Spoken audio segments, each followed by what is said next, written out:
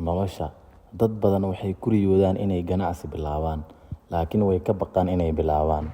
Qaar waxay yiraahdaan lacag iguma filna, qaar kalena waxay yiraahdaan khibrad ma lihi, qaarna waxay isweydiiyaan maxaan keligay qaban karaa. Laakiin taariikhdu waxayna baraysaa wax aad muhiim u ah. Haddii aad leedahay aqoon sax ah, dulqaad, oo aad qaaddo tallaabooyin sax ah, waxaad gaari kartaa guul weyn xitaa adigoo eber ka bilaabaya. Dadka doonaya inay ganacsi bilaabaan, si fiican u dhegeysta sheekadan dhiirigelinta leh ilaa dhammaadka. Dunida ganacsiga, Master Robert wuxuu ahaa nin aad loo ixtiraamo. Wuxuu noloshiisa badankeeda ku qaatay maamulidda shirkado waaweyn oo uu ku gaaray guul weyn. Laakiin markii uu gaboobay, wuxuu shaqooyinkiisii muhiimka ahaa siiyey wiilkiis. Wuxuuna u guuray tuulo deegaan oo ka baxsan magaalada. Laakiin jecelkiisa ganacsiga marnaba ma dhammaan. Subax kasta wuxuu ku wareegi jiray tuulada isagoo arkaya ganacsato yaryar oo ka shaqeeya suuqa ama hareeraha wadooyinka. Wuxuu ku farxi jiray inuu arko dad badan oo wadanaya ganacsiyo yaryar oo ay la socdaan beeraha. Subax maalin ah, isagoo maraya suuqa deegaanka, wuxuu la kulmay ganacsade yar oo la yiraahdo Master David.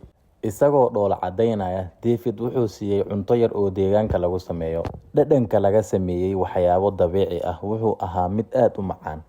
Markii uu cunay xoogaa, Master Robert wuu ammaanay. Laakiin markuu arkay in lagu iibinayo bac caadi ah, wuxuu ogaaday inay jirto fursad horumarineed. Isagoo eegaya baakadka fudud, Master Robert wuxuu yidhi, cuntadan runtii waa cajiib, imise sano ayaad iibinaysay? Wejigiisa faraxsan, David wuxuu ku jawaabay, ku dhowaad 10 sano mudane, laakiin tirada macaamiishu si weyn uma kordhin. Badanaa dadka yaqaana keliya ayaa iga iibsada.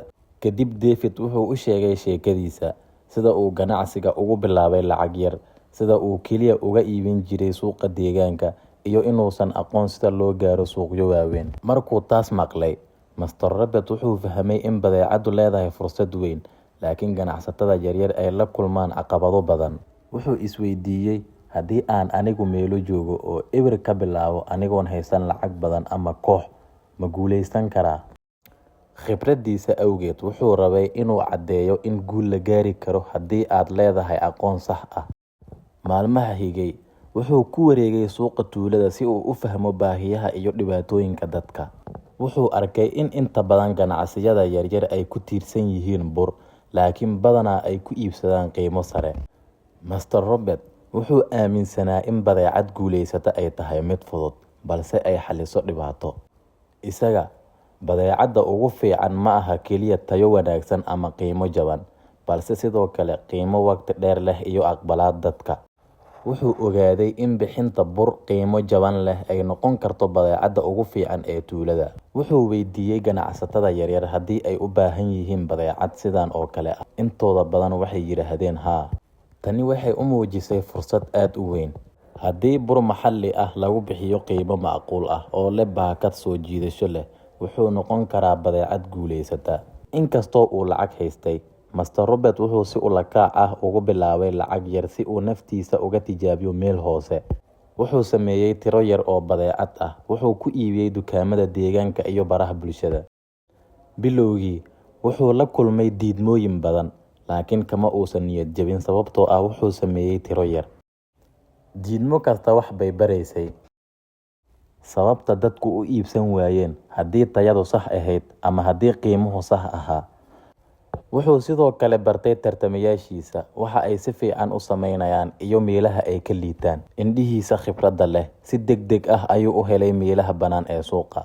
Casharka ugu muhiimsan ee uu bartay wuxuu ahaa, mar walba dhegeyso macaamiisha. Kadib bilo xog ururin ah, wuxuu sameeyey qaabkii ugu dambeeyay ee badeecada. Bur maxalli ah, isku darka dhir udgoon la xushay, baakad casri ah, iyo sumad ka sheekeynaysa dhaqanka deegaanka. Badeecadan cusub si degdeg ah ayay caan u noqotay. Waxay lahayd tayo wanaagsan iyo qiimo la awoodi karo.